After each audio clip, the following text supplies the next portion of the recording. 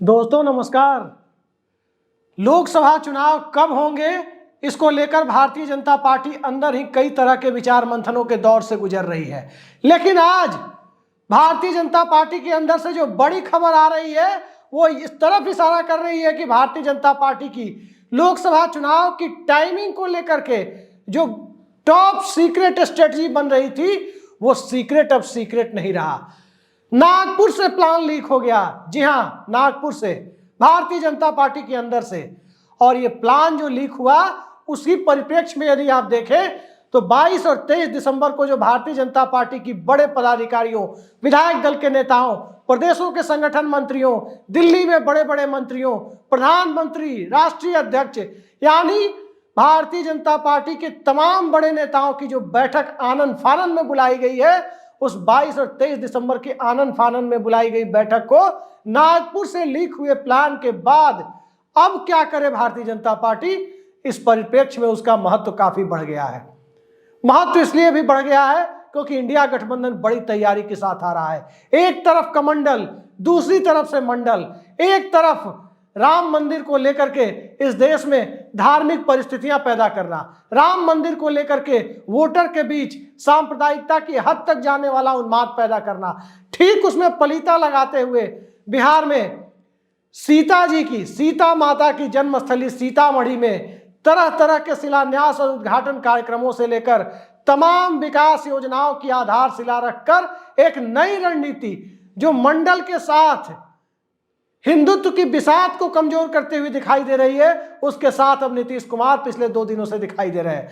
तो उन दोनों परिस्थितियों को एक साथ देखकर जोड़ करके देखें तो 22 और 23 दिसंबर की जो भारतीय जनता पार्टी की दिल्ली में बड़ी बैठक है, उस बैठक में एजेंडा सेट करने जैसी कोई चीज नहीं है। एजेंडा सेट किया जा चुका है और जो बैठक है वो इसी मुद्दे पर बुलाई गई है कि इंडिया गठबंधन की तैयारी, लोकसभा चुनाव की टाइमिंग, राम मंदिर के मुद्दे की धार, 3 राज्यों की विधानसभा चुनाव में मिली जीत के बाद दक्षिण से पैकअप होने की परिस्थितियां और इन सब के बीच उत्तर प्रदेश में नीतीश कुमार और अखिलेश यादव की जुगलबंदी, हरियाणा में किसान और पहलवान आंदोलन और बंगाल में भारतीय जनता पार्टी का तीसरे नंबर पर सिमटने की पैदा हो रही परिस्थितियां, ये भारतीय जनता पार्टी को कहां ले जाकर छोड़ेगी।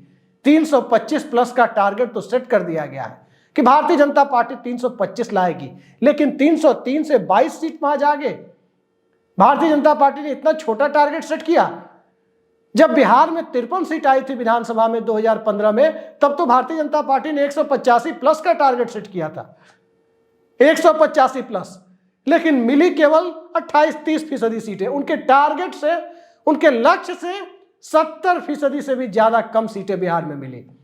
तो आप अंदाजा लगा सकते हैं कि लंबे लंबे टारगेट सेट करने वाली बीजेपी सिर्फ 325 का टारगेट क्यों सेट कर रही है। 1971 और 1980 में इंदिरा गांधी को मिली 353 सीटों का टारगेट और राजीव गांधी को मिला 414 सीटों का टारगेट, वो भारतीय जनता पार्टी भेदने की कोशिश क्यों नहीं कर रही है।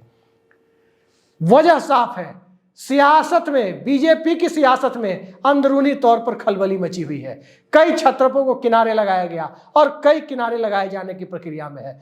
और इस परिस्थिति में 303 से नीचे का टारगेट तो बीजेपी या कोई भी पार्टी जिसके पास जितने एमपी हो उससे नीचे का टारगेट तो रख ही नहीं सकते थे, क्योंकि नीचे का टारगेट रखते तो जनता के बीच मैसेज जाता कि ये पार्टी चुनाव हार रही है। लिहाजा बहुत ही साफ गोई के साथ उसी के आसपास का केवल 22 सीट ज्यादा का टारगेट रखा गया है।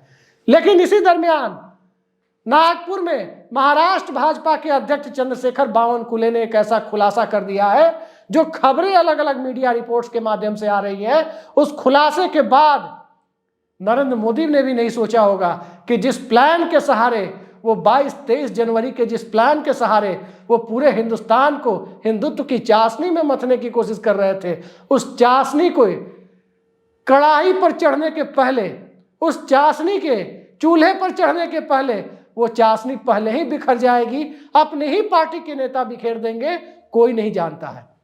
आज 14 दिसंबर है और महाराष्ट्र भाजपा अध्यक्ष बावनकुले ने जो बयान दिया है, उस बयान के मुताबिक जो लब्बो-लुआब है उस बयान का कि इस देश में 55 दिनों के भीतर आचार संहिता लगने जा रही है। ध्यान रखिए, 55 दिनों के भीतर 31 दिन का दिसंबर महीना, यानी 17 दिन दिसंबर के, और इन 17 दिनों के बाद फिर 31 दिन जनवरी के, 48 दिन, और उसके बाद 7 दिन फरवरी के, 55 दिन। यानी चंद्रशेखर बावनकुले के बयान पर गौर करें तो 7 फरवरी, जी हां 7 फरवरी के पहले आचार संहिता लोकसभा चुनाव की लगने जा रही है। और यह खुलासा जब चंद्रशेखर बावनकुले ने किया तो यह साफ है कि 7 फरवरी को के पहले यदि लोकसभा लगती है, चंद्रशेखर बावनकुले ने जो खुलासा किया है, तो लोकसभा में अंतरिम बजट सेशन नहीं होगा। अंतरिम बजट सेशन नहीं होगा, इसका मतलब है कि 31 मार्च के पहले नई सरकार गठित हो जाएगी और अगले वित्तीय वर्ष का बजट और लेखानुदान भी पास कर दिया जाएगा। 7 फरवरी के पहले आचार संहिता लगने की बात पर यदि गौर करें तो 2 बातें साफ होती है।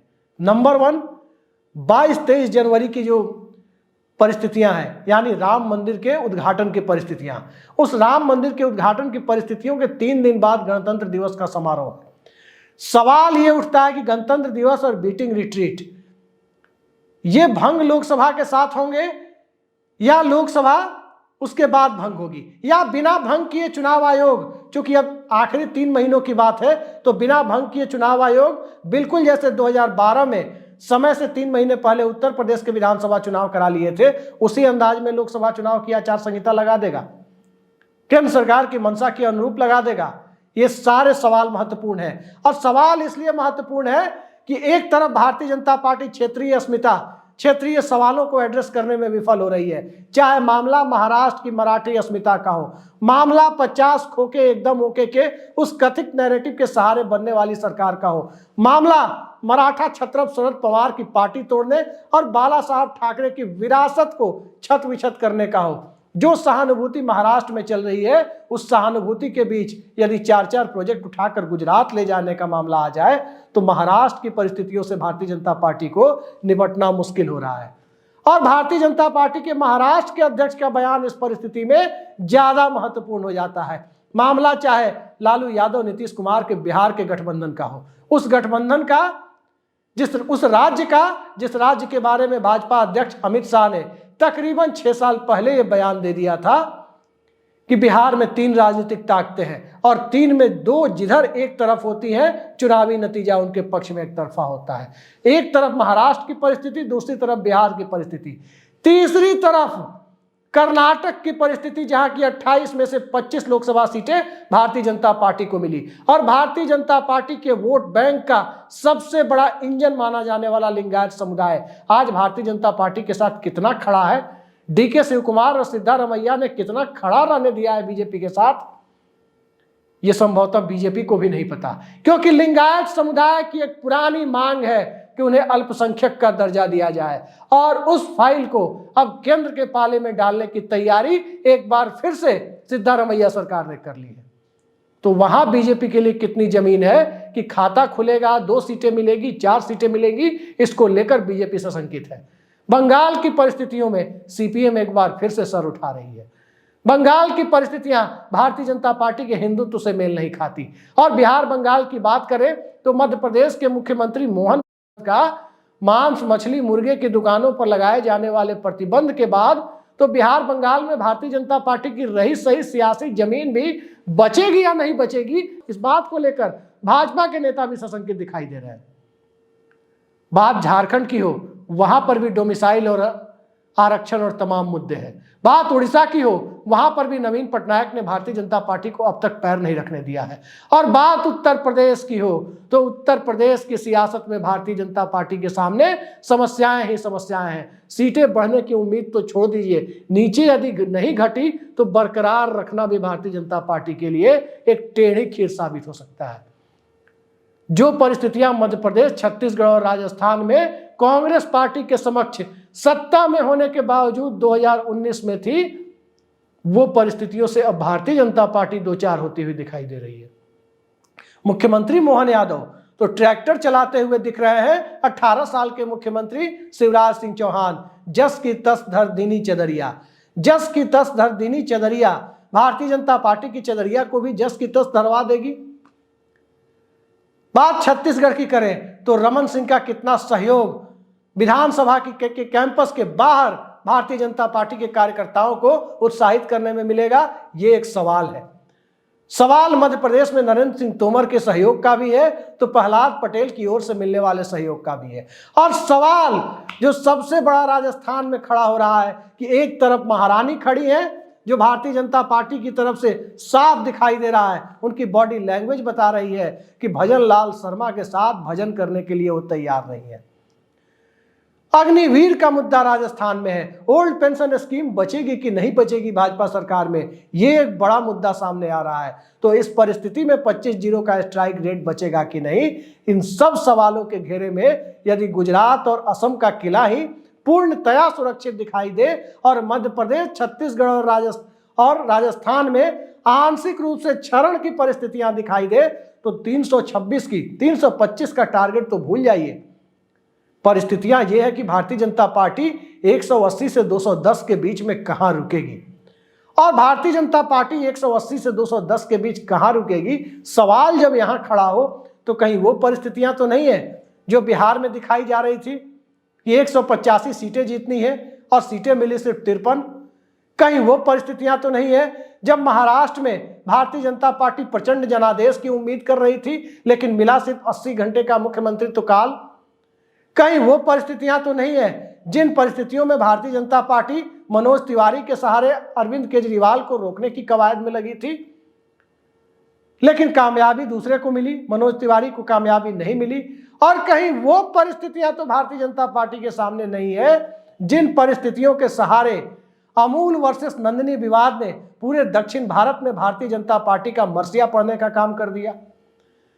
इन सारी परिस्थितियों को जोड़कर देखें तो 22 और 23 दिसंबर को दिल्ली में जो भारतीय जनता पार्टी का महाजुटान हो रहा है, उस महाजुटान का एजेंडा नरेंद्र मोदी रखेंगे या नहीं रखेंगे, सवाल इस पर भी है।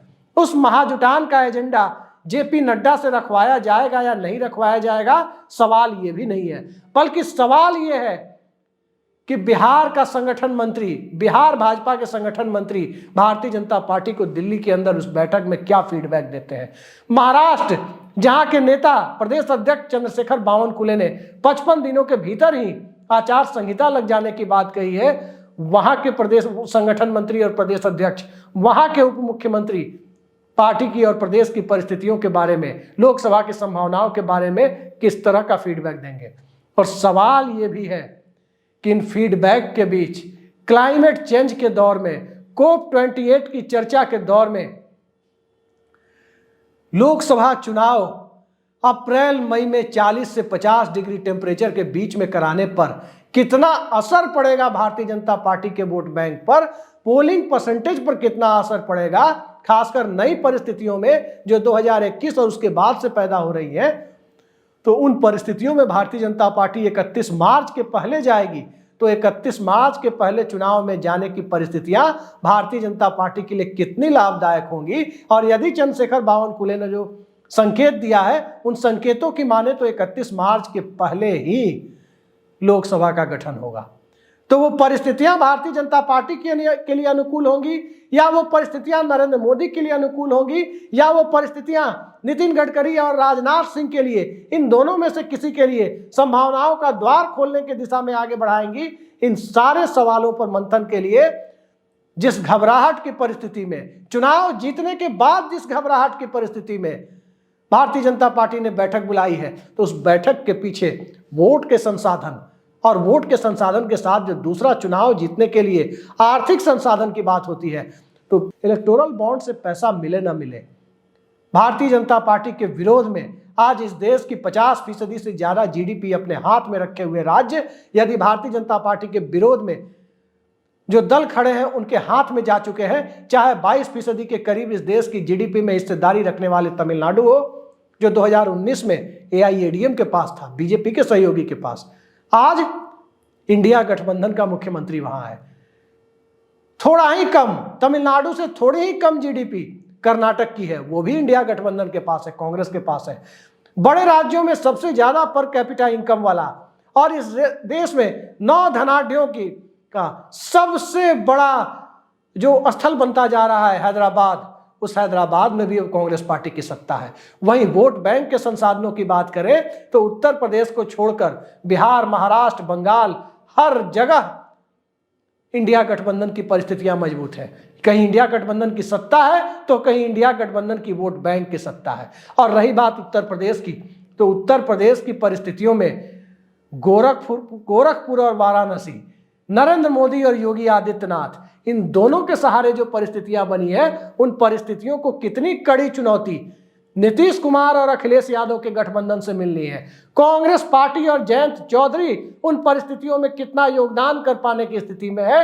22 और 23 दिसंबर को जो मंथन होना है, उसका फीडबैक धीरे धीरे भले ही बाहर आए, लेकिन भारतीय जनता पार्टी को उस 22 और 23 दिसंबर को, यानी आज से तकरीबन हफ्ते भर बाद, नरेंद्र मोदी और अमित शाह को, जेपी नड्डा को, अलग अलग राज्यों के संगठन मंत्री, विधायक दल के नेता, उपनेता, मुख्यमंत्री, उप मुख्यमंत्री, सभी अपने तरह से देने की कोशिश करेंगे। और इसी तरह के फीडबैक के दौर में राम मंदिर के मुद्दे के सहारे सियासत में वोट बैंक का मंदिर बनाने की जो कवायद है, उस कवायद की दिशा में 325 का जो टारगेट सेट करने की बात आ रही है, जो लक्ष्य निर्धारित करने की बात आ रही है, वो 325 कितना हकीकत है, कितना फसाना है। मौजूदा दौर में जब कई राज्यों में भारतीय जनता पार्टी ढलान की तरफ हो और कोई नया राज्य Bharatiya Janata party add on करने की स्थिति में, अपने वोट बैंक के साथ जोड़ने की स्थिति में दिखाई न दे, तो फिर 325 हकीकत कम, फसाना ज्यादा मालूम होता है। हकीकत तो 180 से 210 के बीच ही मालूम होती है, क्योंकि 2019 के बाद की परिस्थितियों को आप देखें तो 19 में जिन राज्यों में भारतीय जनता पार्टी आई, वहां अधिकांश राज्यों में भारतीय जनता पार्टी की अपने सहयोगी दलों के साथ उसका स्ट्राइक रेट 90 से 100% के बीच था। लेकिन उसके बाद क्या भाजपा ने कोई राज्य जोड़े हैं? बंगाल में 18 सीटें थी, जनाधार खिसक रहा है। तमिलनाडु में बीजेपी घुस नहीं पाई, केरल में घुसने की कोशिश की लेकिन घुसने नहीं दिया गया, तेलंगाना में घुसी जरूर थी लेकिन अब वहां से बाहर निकलने की जद्दोजहद में है। और आंध्र प्रदेश की जो परिस्थितियां हैं, वहां घुसने की भारतीय जनता पार्टी मौजूदा दौर में सोच भी नहीं सकती। कश्मीर की जो परिस्थितियां हैं, जम्मू के आगे पीर पंजाल रेंज को पार करने की भारतीय जनता पार्टी के अंदर कोई राजनीतिक हैसियत नहीं बची है।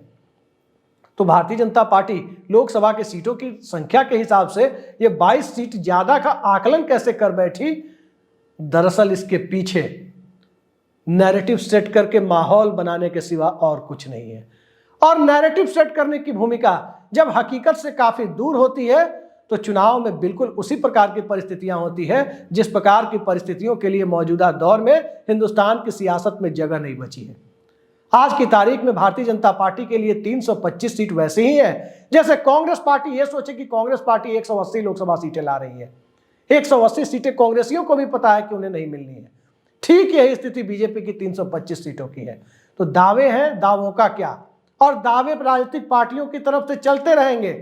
लेकिन इस देश में जहां बेरोजगारी की स्थिति इस कदर हावी हो गई है, 5 दशकों में सबसे ज्यादा बेरोजगारी, इस कदर बेरोजगारी की परिस्थितियां इस देश के मस्तिष्क पर हावी हो गई हैं, जिस दौर में संसद भवन के अंदर बेरोजगारों की जमात तमाम संसदीय मर्यादाओं का उल्लंघन करते हुए अंदर जाकर के संसद भवन में कूदने पर मजबूर हो रही है। निश्चित तौर पर इन बेरोजगारों और नौजवानों के कल के एक्शन को जो संसद भवन में हुआ, कहीं से जायज नहीं ठहराया जा सकता। लेकिन मौजूदा दौर में सत्ता के क्रोनी कैपिटलिज्म को जायज ठहराने की जिस प्रक्रिया में गोदी मीडिया दिन रात एक कर रहा है, ये परिस्थितियां ट्रेलर भी हो सकती है और पूरी फिल्म इलेक्शन के दरमियान भी देखने को मिल सकती है। याद कीजिए 20 साल पहले का वो दौर जब यही 3 राज्य थे जिनकी जीत पर आज भाजपा बम बम है। तब भी भाजपा जीती थी, लेकिन लोकसभा में इन 3 राज्यों ने जिस इंडिया शाइनिंग और फील गुड का निर्माण किया था, उस लोकसभा चुनाव में जब 13 मई 2004 को मतगणना हुई, न तो इंडिया शाइनिंग का असर दिखा और न ही भारतीय जनता पार्टी को फील गुड का एहसास हुआ तो यही हुआ जो पूरे देश ने देखा। मतगणना पूरी तरह खत्म नहीं हुई थी और अटल बिहारी वाजपेयी ब्रजेश मिश्रा के साथ राष्ट्रपति भवन की ओर बढ़ चले थे अपना इस्तीफा लेकर, इस्तीफे का पैगाम लेकर।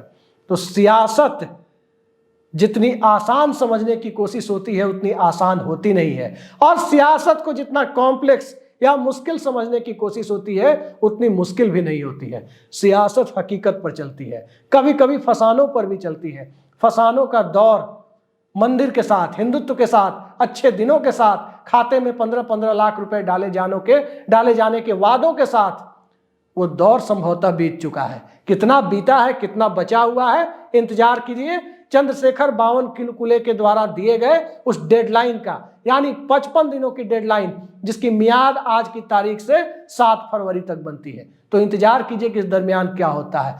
जो भी होगा, या तो लोकसभा चुनाव की बिसात बिछेगी, या हिंदुत्व की नए सिरे से बिसात बिछेगी, या फिर मंडल के साए तले चुनावी हिंदुत्व का खात्मा हो जाएगा। इतना जरूर है कि जो भी होगा, हिंदुस्तान की सियासत में एक नए कलेवर के साथ वो दर्ज होगा। देखते हैं क्या होता है। आप भी इंतजार कीजिए, हम भी इंतजार करते हैं। नमस्कार।